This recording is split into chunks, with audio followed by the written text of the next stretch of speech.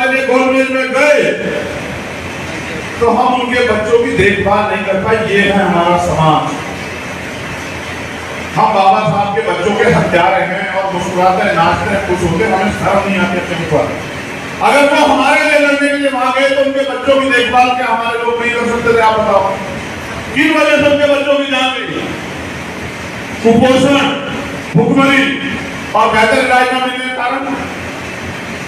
तो बाबा साहब अम्बेडकर ने इस बात को समझा और अपने समाज में इशारा किया कि बेबेक्टो सोसाइटी, समाज में वापस जाओ, समाज के लिए करो, समाज का हाथ पकड़ो। तो बाबा साहब कहते कहते चले गए, फिर रहबर साहब काशीराम कहते कहते चले गए। उनके जाने के बाद हमने उनके आंदोलन को कितना चरम पे पहुंचाया, क्योंकि 56 में कहा ना बाबा साहब ने कि मुझे मेरे पढ़े लिखे लोगों ने धोखा दिया, मुझे मेरे पढ़े लिखे लोगों ने धोखा दिया। और उन्होंने एक अपील की कि अगर मैं तमाम तरह के अन्याय, अपमान, आरोप, अत्याचार और अपने बच्चों को कुर्बानी देके इस आंदोलन को यहाँ से लेकर आप आया, अगर आप इसको आगे नहीं बढ़ा सकते तो उसको पीछे मत जाने दें। आज बताओ आप ईमानदार करते दिल में आकर के बताओ, आप सब लोग पढ़ा लिखा समाज हो, क्या उनका आंदोलन आगे जा रहा है पीछे जा रहा है? बताओ। आगे तो नहीं जा रहा, और आगे तो नहीं जा रहा तो इसके जिम्मेदार बाबा साहब तो नहीं है भाई, इसका जिम्मेदार कौन है?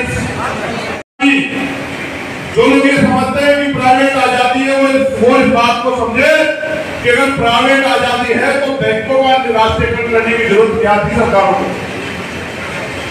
तो आगे आने वाले हालात ऐसे हैं कि पढ़ाई के भी सोर्स खत्म हो रहे हैं, नौकरी के भी सोर्स खत्म हो रहे हैं, बिजनेस और व्यापार हम पे बहुत बड़ा नहीं है, बहुत बड़ी इंडस्ट्री और धरती हमारे पास नहीं है, तो हम इस लड़ाई को लड़ेंगे कैसे? मेरे आज भी याद है जब मैंने स्टडी में मैं आया मूवमेंट की, तो मैंने पढ़ा कि बाबा साहब ने लिखा जिस समाज में 10 डॉक्टर, 10 इंजीनियर, 10 वकील पैदा हो जाएंगे उस समाज को तरक्की करने से कोई नहीं रोक सकता। आप तो यहाँ सैकड़ों की संख्या में वकील हैं, भारत में लाखों की संख्या में डॉक्टर हैं, भारत में लाखों की संख्या में इंजीनियर हैं, तो भाई वो समाज तो तरक्की नहीं कर रहा, कुछ % लोग आगे बढ़ पाए, जो बढ़ पाए वो यहाँ, जो नहीं बढ़ पाए वो सुबह उठते हैं, मेहनत मजदूरी करते हैं और अपने बच्चों का पेट पालते हैं। इसका अगर आंकड़ा उठाना तो देख लो कॉन्वेंट में CBSE IC बोर्ड के कितने बच्चे आपके पढ़ रहे हैं, तो आपको पता लग जाएगा कि हमारे समाज की आर्थिक स्थिति क्या है। अब मैं इसके पीछे का कारण भी ढूंढ पाता हूं, तो ये है कि समाज तो तैयार हुआ, लेकिन समाज ने किया वही जो बाबा साहब अम्बेडकर ने पहले कहा। समाज अपने लिए जी रहा है, समाज महापुरुषों के विजन को और कमजोर लोगों को आगे बढ़ाने के लिए नहीं प्रयास कर रहा है। वरना आप देखो हमारे अधिकारी साथी नहीं आए, अगर वो मंच पे बैठे होते तो आज उनको एहसास होता, आज उनका सामना होता मूवमेंट के लोगों से। लेकिन अगर वो यहाँ आए तो नोट करो कि आप IAS IPS भी हैं, आप PCS भी हैं, आप RAS भी हैं, आप डॉक्टर इंजीनियर भी हैं, फिर ये बताओ कि आपकी बहनों बच्चों की इज्जत सर आप क्यों लूट रही हैं? आप सब कुछ हैं, आप कोई ऐसा डिपार्टमेंट नहीं जिसमें नहीं, आप पत्रकार भी हैं, वकील भी हैं, इंजीनियर भी हैं, डॉक्टर भी हैं, पुलिस भी हैं, प्रशासन भी है, आप सब कुछ हैं। फिर भी समाज अभी जहाँ पैर काट दिए जाते हैं, जहाँ पानी पीने पे जो है मट्टी को छूने पे क्या होती है, मुझे रखने पे क्या होती है, फिर इसका जिम्मेदार कौन?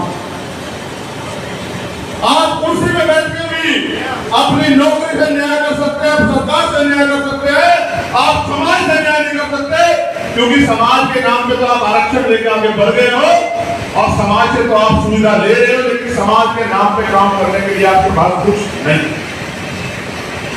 तो मैं समझता हूँ साथियों कि जितनी जिम्मेदारी मेरी है, भाई इतना ही कर दिया तो आपका मेरे ऊपर है, और इतना जितने लोग सारे हमारे साथी बैठे उनके ऊपर, और इतना जितना आप जो साथी बैठे उनके ऊपर है।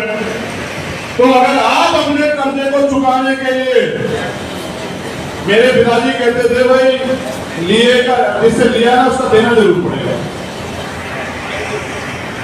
जिससे लिया है उसका देना जरूर पड़ेगा। तो मैंने अपने पिताजी की बात को दिल से लगाया कि हमने बाबा साहब से लिया तो बहुत कुछ, हमने अपने महापुरुषों से लिया तो बहुत कुछ, लेकिन दिया कुछ नहीं। तो आज तो मैं काम कर रहा हूं जिसकी वजह से आप मेरा सम्मान कर रहे हैं, इसलिए नहीं सम्मान कर रहे हैं कि भाई मैं कोई जो है नेता हूं, डॉक्टर, क्या नाम, डॉक्टर, इंजीनियर हूं, वकील हूं, या फिर IAS IPS हूं, या फिर MLA MP हूं, या मुख्यमंत्री। आप सम्मान मेरे काम का कर रहे हैं।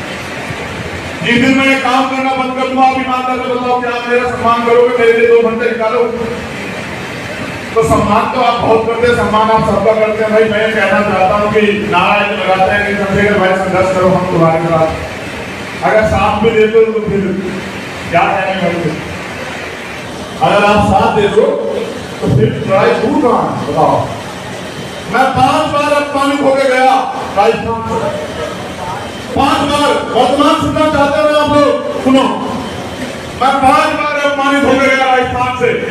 पहली बार आया CHA की लड़ाई लड़ने के लिए, आया रात को 12 बजे मुझे होटल से उठा के और थाने में ले जाकर सुबह मुझे जेल भेज दिया जाता। मेरे साथ 20 हमारे साथियों को जेल भेज दिया जाता।